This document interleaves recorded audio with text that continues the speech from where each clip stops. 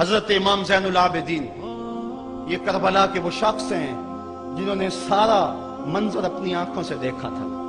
اتنے دکھ کسی کو نہیں پہنچے جتنے زینب اور زین العابدین کو پہنچے ہیں۔ سب منظر کھلی آنکھوں سے دیکھا۔ 14 سال کی عمر ہے، بیمار ہیں، تاریخ بتاتی ہے اس کے بعد ساری زندگی حضرت زین العابدین نے ٹھنڈا پانی نہیں پیا۔ جب پانی پینے لگتے تڑپنے لگتے، کہتے مجھے سکینہ کی پیاس یاد آتی ہے، مجھے علی اصغر کا تڑپنا یاد آتا ہے۔ ساری زندگی پھر ٹھنڈا پانی نہیں پیا۔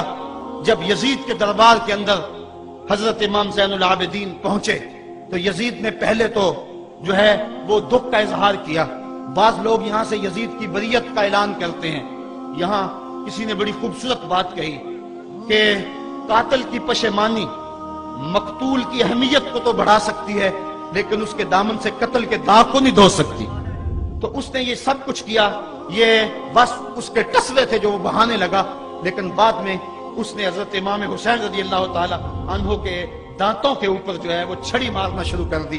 تو حضرت ابو برزہ اسلمی صحابی رسول وہاں موجود تھے، وہ کھڑے ہو گئے، اٹھ گئے، بدن کانپتا ہے ان کا، کہنے لگے ظالم ارفع قدیبہ کا، یہاں اپنی چھڑی ہٹا لے، میں نے اپنی ان آنکھوں سے دیکھا ہے کہ کان رسول اللہ صلی اللہ علیہ وسلم یلسمہ، حضور نے ان ہونٹوں کو خود چوما ہے۔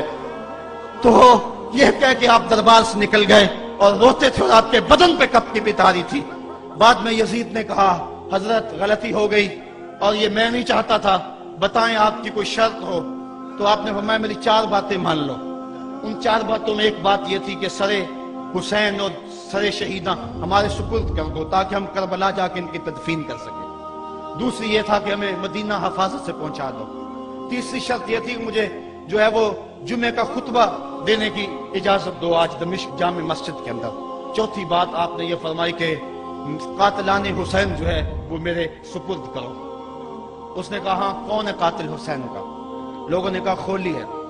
خولی نے کہا میں نے قتل نہیں کیا، یہ سنان بن انس نخی نے کیا ہے۔ سنان بن انس نخی کو کہا ہاں تو بتا، کہنے لگا میں قتل کیوں کرنا تھا، یہ تو شمر ذی الجوشن نے کیا ہے۔ شمر ذی الجوشن کو کہا تو بتا، کہنے لگا میں نے قتل نہیں کیا، میرا کون سا حسین نے کچھ بگاڑا تھا، قتل اس نے کیا ہے جس کی حکومت کو خطرہ تھا۔ تو یہ ہے وہ ہے قاتل حسین کا۔ اب یزید کہنے لگا تمہاری یہ شرط تو میں پوری نہیں کر سکتا، یہ بات تو پوری نہیں کر سکتا، اب خطبہ دے لو۔ اب حضرت امام زین العابدین خطبہ دینے کے لیے کھڑے ہوئے۔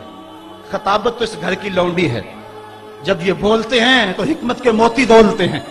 جو ہی امام زین العابدین کھڑے ہوئے، 14 سال عمر ہے اور دمشق کی جامع مسجد ہے، یزید بھی بیٹھا تھا، یعنی سلطنت بھی تھے، عوام کا بھی ہجوم تھا۔ جب آپ نے خطبہ شروع کیا لوگ زاروں کے تاز ہونے لگے اور آپ نے اہل بیت کے مناقب جب لوگوں کے سامنے رکھے تو یزید گھبرا گیا کہ کہیں لوگ میرے گریبان تک نہ پہنچے۔ اس نے مؤذن کو اشارہ کیا جلدی جلدی اذان پڑھو۔ تو جب اس نے کہا اللہ اکبر اللہ اکبر تو حضرت شہزادہ زین العابدین نے کہا کہ اس کے اندر کوئی شک نہیں کہ اللہ سب سے بڑا ہے۔ جب شہادتین کا کہا اشہد ان لا الہ الا اللہ، حضرت امام زین العابدین نے اس کے جواب کے اندر کہا ہاں ہاں اللہ کے علاوہ کوئی معبود نہیں ہے، اس کی گواہی ہم نے خون سے دی ہے، ہم نے اپنے لہو سے دی ہے اس کی گواہی۔ اور پھر اس کے بعد جب اشہد ان محمد رسول اللہ پہ لفظ آئے تو حضرت امام زین العابدین نے کہا یزید دیکھ اب اذان کے اندر تیرے نانے کا نام ہے یا میرے نانے کا نام ہے؟ آج بھی منبر پہ میرے نانے کا نام ہے۔ تو یزید مر گیا، اس کا نام مر گیا، اس کا تشخص مر گیا۔ حسین کل بھی زندہ تھا، حسین آج بھی زندہ ہے، حسین کربلا کے تپتے ہوئے ریگزار میں بھی زندہ تھا، کوفے کے بازار میں بھی زندہ تھا، اور دمشق کی جامع مسجد میں بھی زندہ تھا، مدینے میں بھی زندہ، مکہ میں بھی زندہ، کابل میں بھی زندہ، کندھار میں بھی زندہ، قلعہ جنگی میں بھی زندہ، تورا بورا میں بھی زندہ، موصل میں بھی زندہ، بغداد میں بھی زندہ، غزہ کی پٹی میں بھی زندہ، فلسطین میں بھی زندہ۔ آج حسین کی زندگی اور حسین کا باقپن دنیا کو بتا رہا ہے، بش کو بتا رہا ہے تیرے منہ پہ تماچا حسین مارے گا۔ زمانہ بتائے گا کہ حسین کل بھی زندہ تھا، حسین آج بھی زندہ ہے۔ حسین کی فکر لے کے اٹھو اور پوری دنیا پہ چھا جاؤ اور زمانے کو بتاؤ کہ ہم حسین ابن علی کے سپاہی ہیں۔ صرف محرم کے دن آنسو بہا لینے سے کچھ نہیں ہوگا، کیا صرف محرم حسین کا مہینہ ہے؟ نہیں، سب پورا سال حسین کا ہے، پوری زندگی حسین کی ہے، پورے زمانے حسین کے ہیں۔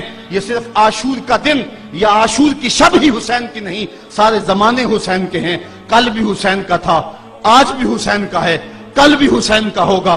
آؤ اٹھیں، قرآن کو لے کر کے حسین ابن علی نیزے کی نوک پر بھی چڑھ کے قرآن سنایا، اور آج ہم اسی قرآن کی دعوت کو لے کر کے اٹھیں اور حسین ابن علی کے پیغام کو گھر گھر